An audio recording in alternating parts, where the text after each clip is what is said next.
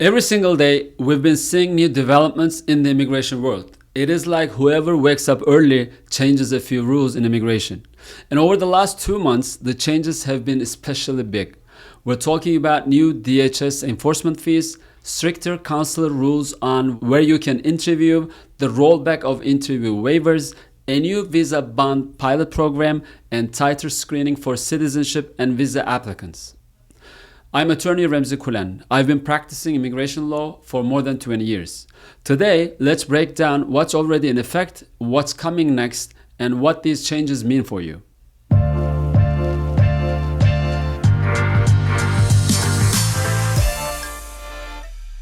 Let's start with the consular process updates. The most significant changes came from the US consular process.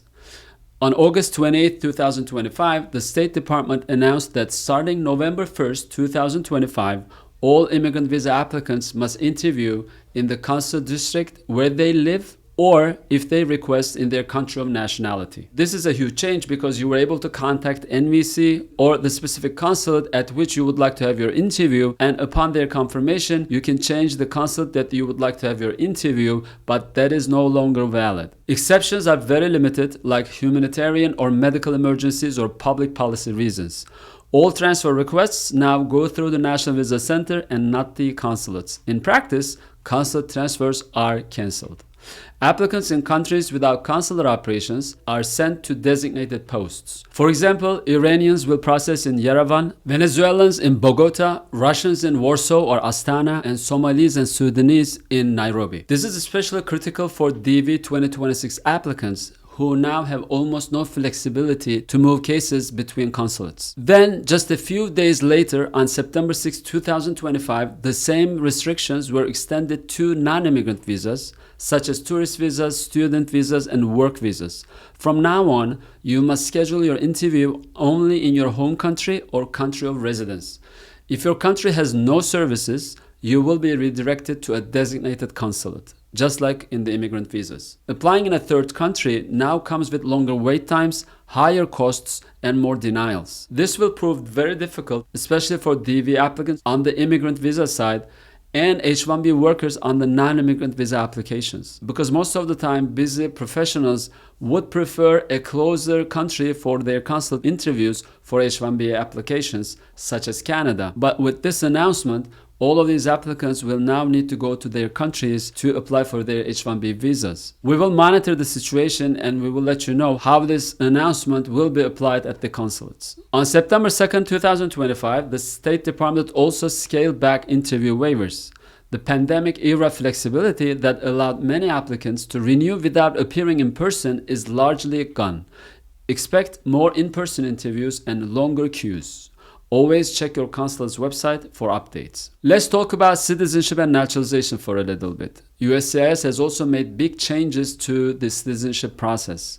The citizenship test is expected to get tougher, with a possible essay question as to what does it mean to be an American. No firm date yet, but changes may come within a year. Neighborhood investigations in citizenship applications are back. It resumes as of August 22nd, 2025. Officers can now check your residence and work history for the past 5 years to verify eligibility, good moral character, and community ties.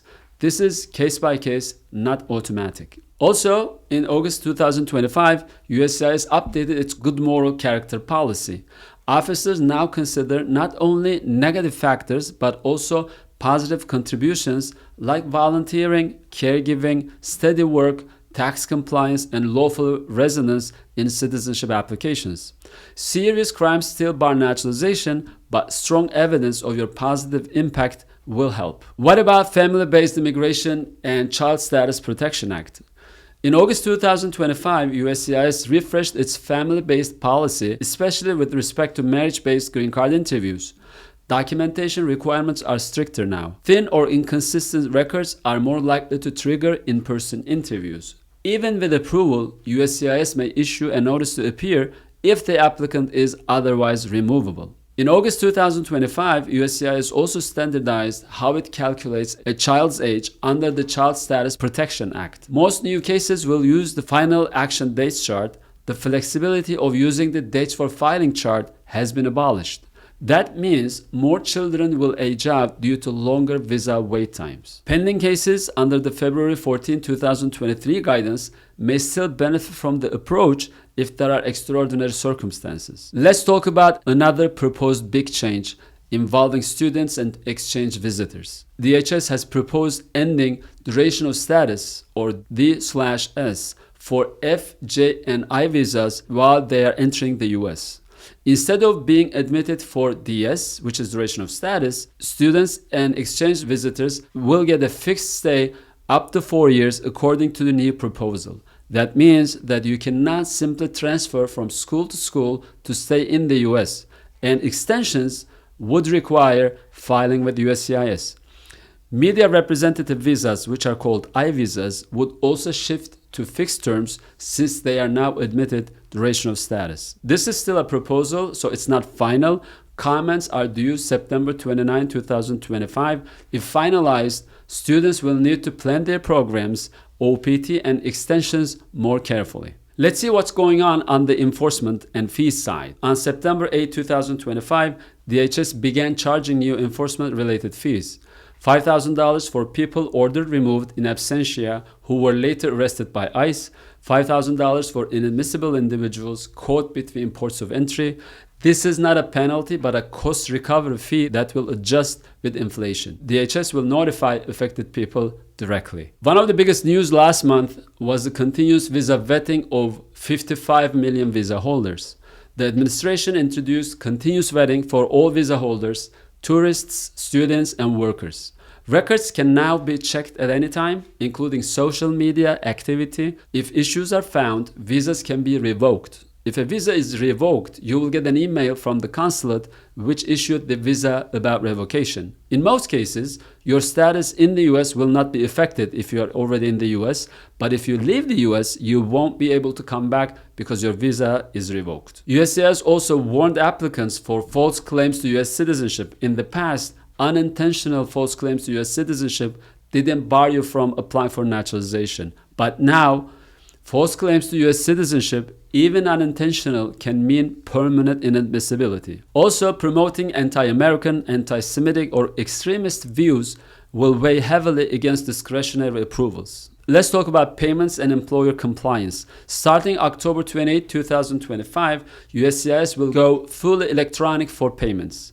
Checks and money orders will not be accepted, and this is a huge change. You can only use ACH debit with your bank account or credit card payments, and there are specific forms you need to fill out for each of these payment methods. So you need to include the correct form and payment or risk rejection or delay. There are some recent developments in the E-Verify area as well.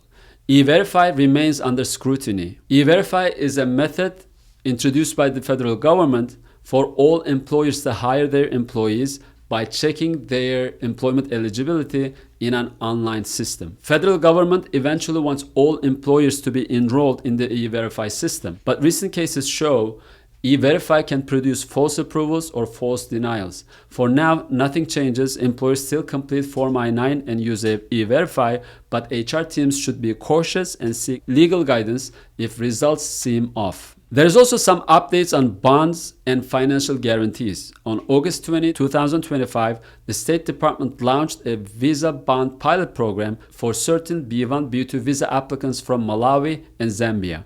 Applicants may need to post a bond of $5,000, $10,000, or $15,000. The standard amount is $10,000. These visas are single entry, valid for 3 months with a 30-day stay. Entry is limited to Boston, JFK, or Washington Dulles airports. The bond is refunded if rules are followed, but forfeited if there are violations. This pilot program runs until August 5, 2026. In addition, on August 5, 2025, the State Department reaffirmed its authority to require public charge bonds and status departure bonds through a temporary final rule. These bonds will now be used more frequently with clear procedures and coordination with DHS and Treasury. This was a long video and there's a lot of updates, but here are a few quick reminders. DV 2026 season has begun. Watch deadlines closely. With interview waivers reduced and home country interview rules, book early and expect delays.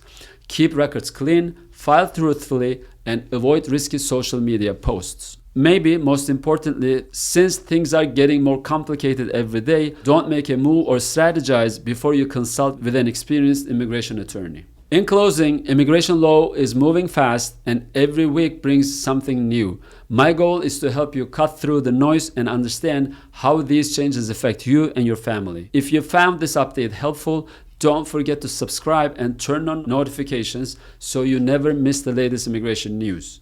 And as always, if you're unsure about how these changes apply to your case, speak with an experienced immigration attorney. If you have any questions, write it in the comments section and I will try to respond to your questions one by one. I'm Kulen. Thank you for watching and I'll see you in the next update.